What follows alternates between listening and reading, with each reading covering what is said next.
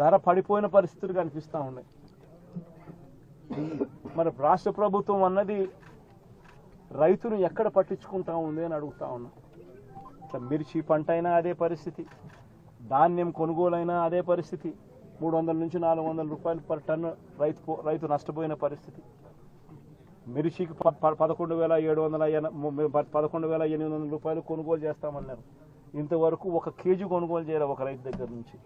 నేనైతే ఒకటి చెప్తా ఉన్నా, ఈ 4,000 ఎకరాలకు సంబంధించిన ఈ ప్రతి రైతన్నకు నేను ఒకటే భరోసా ఇస్తా ఉన్నా. ఈ ప్రభుత్వం మీద ఒత్తిడి తీసుకొచ్చే కార్యక్రమం జరిగేందుకే, చేసేందుకే ఈరోజు నా ఈ పర్యటన. ఈ పెద్ద మనిషి చంద్రబాబు నాయుడు గారు రైతులకు ఇవ్వాల్సిన ఇన్పుట్ సబ్సిడీ ఖచ్చితంగా ఇవ్వాలి, ఇన్సూరెన్స్ సొమ్ము కూడా ఖచ్చితంగా రైతులకు అందరికీ కూడా రావాలి. ఏ రైతన్నకు కూడా ఇవి రాని పరిస్థితి ఎక్కడైనా ఉంది అని అంటే మాత్రం ప్రతి రైతన్నకు నేను ఒకటే చెప్తా ఉన్నా, కళ్ళు మూసుకుంటే సంవత్సరం అయిపోయింది, ఇంకా కళ్ళు మూసుకుంటే మరో 3 ఏళ్ళు ఓపిక పట్టండి, వచ్చేది మన ప్రభుత్వమే. మన ప్రభుత్వం వచ్చిన ఒక నెలకే ప్రతి రైతన్న ముఖంలో సంతోషాన్ని చూసేట్టుగా వాళ్ళకి రాని ఇన్సూరెన్స్ను ఇప్పిస్తా, ఇప్పుడున్న ఇన్పుట్ సబ్సిడీ ఇస్తాను. ఇవ్వడమే కాకుండా ప్రతి రైతన్నకు 2023లో ఏ రకంగా ప్రతి రైతన్నకు 50,000 రూపాయలు మళ్ళా ఇచ్చినట్టుగా ఆ డబ్బు కూడా మళ్ళా ఇచ్చే కార్యక్రమం కూడా ఖచ్చితంగా రైతన్న. పెసర పరిస్థితి అదే, శనగల పరిస్థితి అంతే, మినుముల పరిస్థితి అంతే, కందుల పరిస్థితి అంతే. ఏ పంటకు ఈరోజు కనీస గిట్టుబాటు ధర రాని పరిస్థితిలో ఈరోజు రైతన్న వ్యవసాయం చేస్తూ ఉన్నాడు. రైతన్నలకు చీనీ చెట్లకు సంబంధించి గతంలో ఎప్పుడు చూడని రేటు వైఎస్ఆర్సీపీ హయాంలో రేట్లు వస్తే టన్ను ₹1,00,000 ₹75,000 అమ్మిన రోజు నుంచి చూస్తే సూట్ అనేది లేకోకుండా, కమిషన్ అనేది లేకుండా కొనుగోలు చేసే పరిస్థితి గతంలో ఉంటే ఈరోజు 23,000, 15,000, 18,000. కోవిడ్ టైంలో లారీలు డీజిల్ మనమే పెట్టి రైతులకు డైరెక్ట్ అకౌంట్ వేసినాం సార్. 12 కోట్ల రూపాయలు రైతులు డైరెక్ట్ రేటు మన కోవిడ్ లో రేటు ఉంది సార్.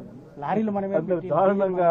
మీది విజయం, అది మీరు విజయాన్ని ఇచ్చారు కాబట్టే కర్నూలు జిల్లాలో 119 కిలోమీటర్లకు గాను 117 కిలోమీటర్ల సీసీ రోడ్లని 75 కోట్ల రూపాయలతో చేయగలిగామంటే అది మీరు ఇచ్చిన శక్తి. అది అలాగే జాతీయ ఉపాధి హామీ పథకంలో 98% రోడ్ల నిర్మాణాన్ని పూర్తయ్యాయి.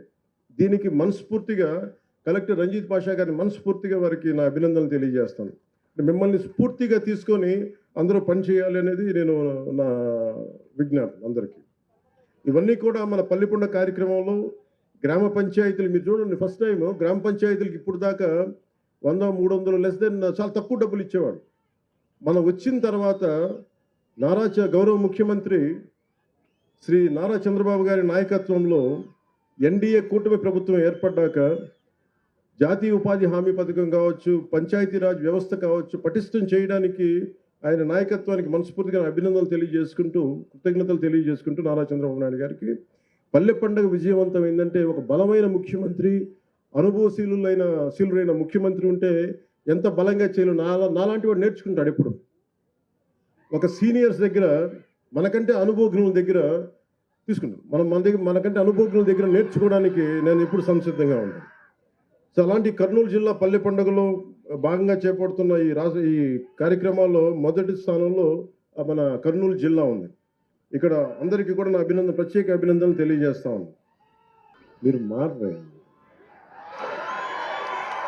నేను పల్లె పండగ, పంచాయతీరాజ్, సీసీ రోడ్లు, దేశం బాగుండాలంటే మీరు ఓజీ